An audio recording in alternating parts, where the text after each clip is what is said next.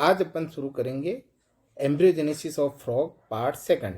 साथियों, इससे पहले अपन ने embryogenesis of frog part first देखा था, जिसमें अपन ने एम्प्लेक्स फ्रॉग के अंदर मेटिंग होती है, gametogenesis, fertilisation, zygote, blastulation, gastrulation और पोस्ट गेस्टुलेशन डेवलपमेंट देखा था, जिससे एक टेडपोल लार्वा अंडे के अंदर बनता है। उसके आगे का प्रोसेस आज देखेंगे embryogenesis of frog part second में। सबसे पहले हैचिंग जो नेक्स्ट पिछली बार अपन ने जो देखा था, अंडे के अंदर एक टेडपोल लार्वा का निर्माण हो जाता है। वो टेडपोल लार्वा अंडे के जेली कोट को तोड़कर बाहर आता है, उसे हैचिंग कहते हैं। तो एम्ब्रियो जो है वो जेली कोट और वाइटलाइन मेम्ब्रेन को कुछ एंजाइम्स के द्वारा गलाता है और बाहर आता है, जिसे टेडपोल लार्वा कहेंगे।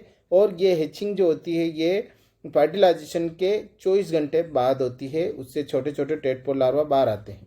जो न्यूली हैच्ड टेडपोल लार्वा जो होता है साथियों, न्यूली हैच्ड टेडपोल लार्वा, इसके कुछ कैरेक्टर होते हैं। ये याद रहे आपको कि ये चीज़ें आपके प्रैक्टिकल में भी है और थ्योरिटिकल एग्जाम में भी आता है, तो ये चीज़ें आपको अच्छी तरह से याद होनी चाहिए। What is the characters of newly hatched tadpole larva? तो न्यूली हैच्ड टेडपोल लार्वा जो होता है, इसके कैरेक्टर पॉइंट वाइज बताने हैं कि ये 6 mm लंबा होता है, ब्लैकिश कलर का होता है और फिश लाइक होता है। ऐसा लगता है जैसे छोटी मछली हो। बॉडी 3 पार्ट में डिवाइड होती है, हेड, ट्रंक और टेल में। हेड के ऊपर नेजल पिट होता है, ईयर का रूडिमेंट होता है, आई रूडिमेंट होते हैं और एक जोड़ी बाह्य गिल्स होते हैं। अभी याद रहे, बाह्य गिल्स होते हैं एक जोड़ी। हैबिट क्या होती है? जैसे ये एचिंग अंडे से बाहर आता है, कुछ समय के लिए ये पानी में स्विमिंग करता है और उसके बाद ये अपने आप को किसी ऑब्जेक्ट पर फिक्स कर लेगा। उसके बाद ये फीड नहीं करेगा, केवल जो यॉक होगा उससे अपना पोषण प्राप्त करता है। अब इसकी ग्रोथ कैसे होगी? ग्रोथ ऑफ टेडपोल लार्वा जो होती है, 2 दिन के पश्चात जो प्रोक्टोडियम होती है इट ओपन्स इनटू गट और इससे क्लोइकल अपर्चर पहले बनता है। उसके 3 दिन बाद ये स्टोमोडियम जो होता है उससे माउथ बनता है और माउथ जो होता है उसके पास हॉर्नी टीथ, हॉर्नी पेपिला होती है, हॉर्नी जॉज होते हैं जो वेजिटेशन को आगे काटने में काम आएगी। अब ये फीडिंग स्टार्ट कर देता है और फीड किस पर करेगा? ये वेजिटेरियन होता है, जो एक्वाटिक वीड्स होती है उसके ऊपर फीड करता है और जो एक्सटर्नल गिल्स होते हैं उसके द्वारा ये गैसेस एक्सचेंज प्रारंभ कर देता है। अब आती है external Gill stage of tadpole. जो एक्सटर्नल गिल स्टेज जो होती है वो जैसे एचिंग होती है 1 दिन बाद एक्सटर्नल गिल स्टेज कहेंगे, क्योंकि उस अवस्था में एक्सटर्नल गिल होते हैं। अब आँखें जो होती है इसकी फुली डेवलप्ड हो जाती है और फंक्शनल हो जाती है, मतलब इसको दिखना प्रारंभ हो जाता है। हॉर्नी जॉज जो होते हैं वो माउथ के अंदर होते हैं, टीथ के साथ होते हैं और ये वेजिटेशन को काटना प्रारंभ करता है।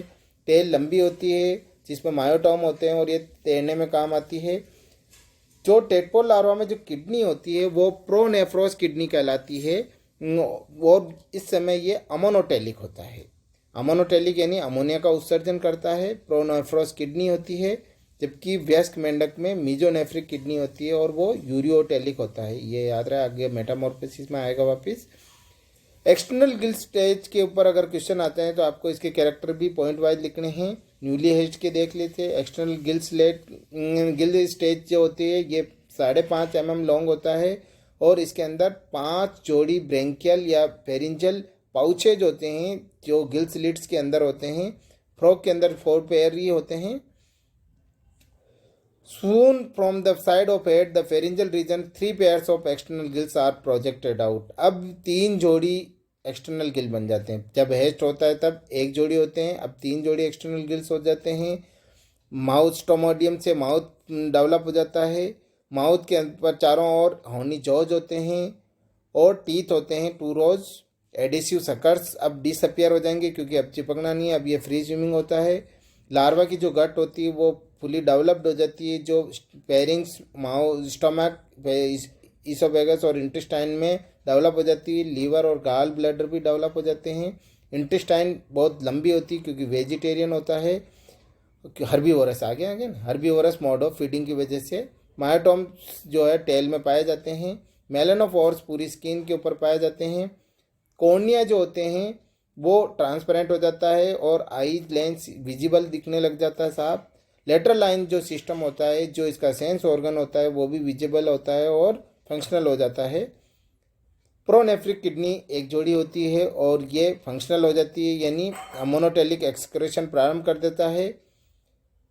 हाँ, क्लोकल अपर्चर के पीछे जो होते हैं, जहाँ पर ट्रंक और टेल मिलती है, वहाँ पर एक जोड़ी हाइंड लिम्ब बड अवस्था में दिखाई शुरू हो जाते हैं। रूडिमेंट्स ऑफ हाइंड लिम्ब्स यानी पश्चपात के अवशेष दिखना प्रारंभ हो जाते हैं।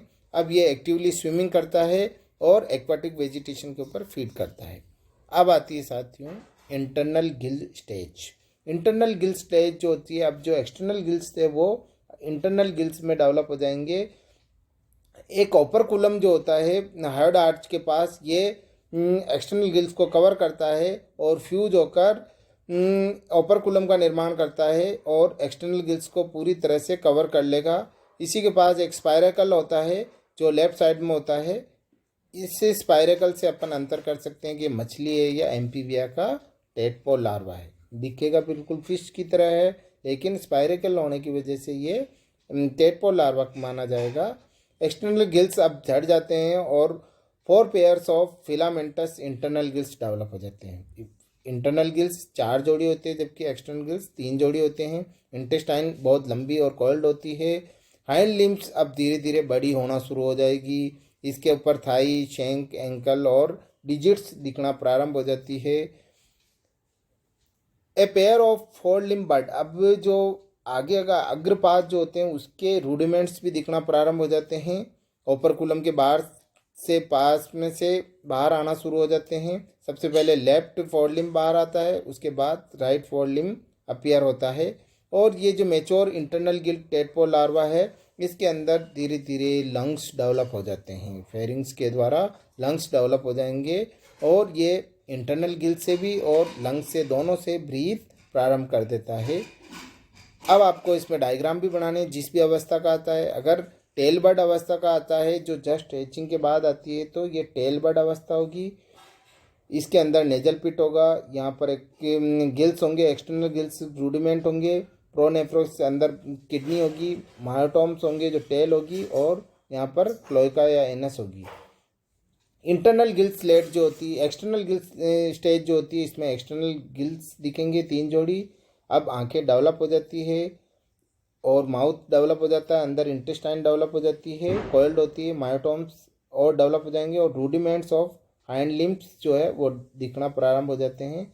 अब आती है इंटरनल गिल स्टेज। जो होनी जॉज होते हैं, आंखें डेवलप हो जाएगी, हाइंड लिम्ब्स जो होता है पूरा डेवलप हो जाता है, रूडिमेंट्स ऑफ 4 लिम्ब्स भी दिखना प्रारंभ हो जाते हैं और स्पाइरेकल दिखता है और पूरी टेल अभी भी डेवलप होती है और ये एक्टिव स्विमिंग करता है।